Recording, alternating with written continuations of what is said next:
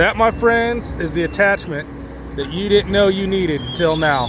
That is a stump bucket. And that's my buddy Chad on his Kubota SVL 97 skid steer. He bought that stump bucket for his land clearing business, and man, I'm impressed. He's been at this tree now for about 2 minutes. I don't know if you can tell, that tree's already leaning on about a 30-degree angle. He's almost got it completely de-rooted, and this is going to be on the ground here in a few minutes. That bucket runs on the front of his Kubota. It's got those saw teeth on it. He's shoving it in the ground and getting underneath there and popping them roots, cutting them up. He's almost got it completely de-rooted. It's also got the grapple on the front, so he can get up there and clean up the mess and get up in there and move stuff around if he needs to. Obviously, you don't want to have this thing on a big piece of machinery.